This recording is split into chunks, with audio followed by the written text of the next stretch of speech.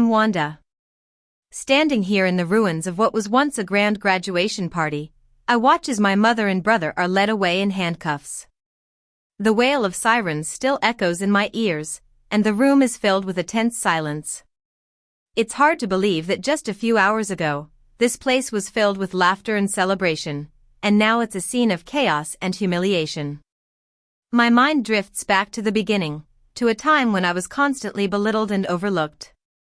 My mother, Victoria, was a cold and calculating woman who always favored my older brother, Leo. He was the golden child, the one who could do no wrong, while I was the family fool, the disappointment.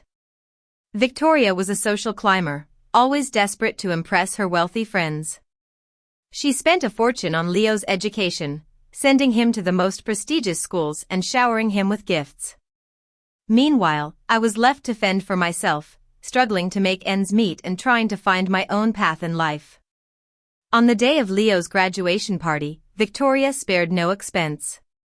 The mansion was filled with high society guests, and she stood at the center of the room, beaming with pride as she announced that Leo would inherit a brand new Lamborghini worth $350,000 and a $12 million mansion in the Hamptons. She then pointed me out in the back of the room, mocking me for being a college dropout who worked as a cleaner. "Look at Wanda," she sneered. "She can't even hold down a proper job.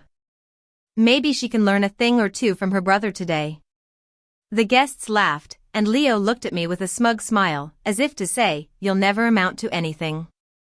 I sat there quietly, sipping my water, not letting their words affect me. What they didn't know was that I was the one who owned the very ground they were standing on. I had built an empire from the ground up, and I was about to expose their lies and fraud. Just then, a man in a sharp black suit walked through the doors. His name was Marcus, my lead legal counsel. He was a former federal agent with a reputation for being tough and uncompromising. Marcus walked straight towards me, his eyes focused and determined. He stopped in front of me, bowed slightly, and handed me a thick red envelope. "Madam CEO," he whispered. "All the preparations are complete. It's time to show them who you really are." The room fell silent as I opened the envelope and pulled out a stack of legal documents. Victoria and Leo looked at me with disbelief, their faces pale. "Mother, you can't give Leo the Lamborghini or the mansion," I said calmly. "Because you don't own them." "I do."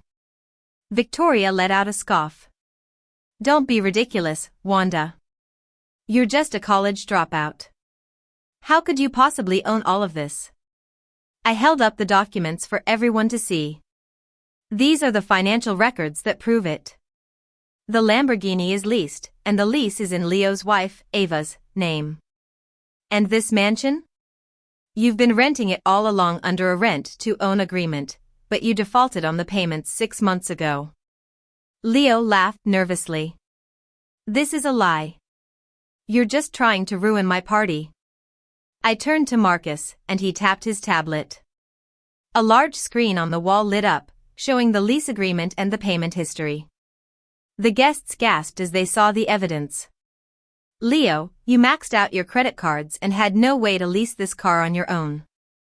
So, you stole Ava's identity and forged her signature," I said, my voice cold and steady. Ava, who had been standing quietly beside Leo, looked at him in horror. Her face turned pale, and she took a step back. "Is this true, Leo?" she asked, her voice trembling. Leo tried to defend himself. "It was just a temporary fix. I was going to transfer the lease to my name soon." Ava's eyes filled with anger. "You're a liar. You've been using me all along. You've put my entire career and my credit at risk." She lunged at Leo, slapping him across the face. The sound echoed through the room, and the guests gasped in shock. Victoria stepped in, trying to defend Leo. "How dare you strike my son? You're his wife. You should support him."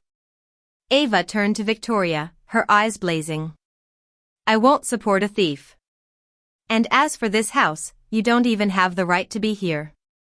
Wanda owns it, and you're trespassing." Victoria's face turned red with anger. You're all against me. This is a conspiracy. Wanda, you've planned this all along. I looked at her calmly. Mother, you've always thought I was stupid and weak.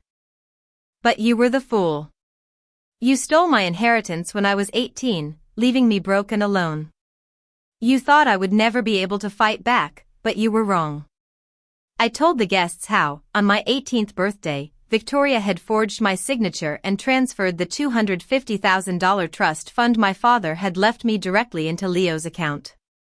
Leo had then squandered the money on gambling and luxury items, leaving me with nothing.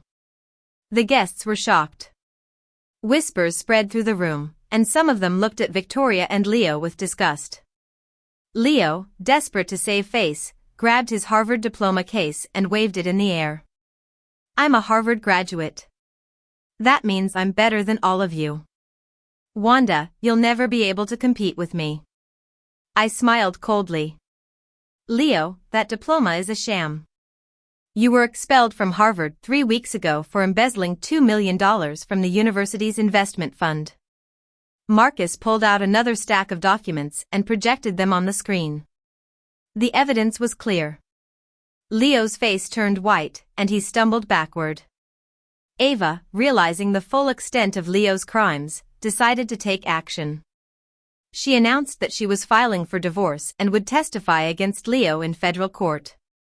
She also demanded legal immunity in exchange for providing all the evidence she had on Leo's illegal activities. Marcus, impressed by Ava's courage and determination, agreed to her terms. He knew that with Ava's help, they could build a strong case against Leo. Leo, now completely broken, collapsed to his knees, sobbing. Victoria, seeing her precious son in ruins, tried to beg me for mercy. Wanda, please. You have to save him. He made a mistake, but he's your brother. You're a billionaire. $2 million is nothing to you. I looked at her, my heart cold. Mother, you've never shown me any love or support. You've always favored Leo and treated me like an outsider. I'm not going to save him. He deserves to face the consequences of his actions. Just then, the sound of sirens filled the air. The FBI had arrived. Agents swarmed into the room, their faces serious and focused. The lead agent pointed at Leo and Victoria. You're both under arrest for wire fraud, identity theft, and embezzlement. Victoria and Leo were handcuffed and led away. As they passed me, Victoria glared at me with hatred in her eyes. You're a monster, Wanda. You've destroyed our family. I looked at her calmly. You destroyed your own family, Mother. You built your lives on lies and fraud, and it was only a matter of time before it all came crashing down. The party was over, and the guests slowly left the mansion. Ava and I stood in the empty room, looking at each other. I'm so sorry I didn't see it earlier, Ava said, her voice filled with regret. I let them paint a false picture of you. I smiled at her. It's okay, Ava.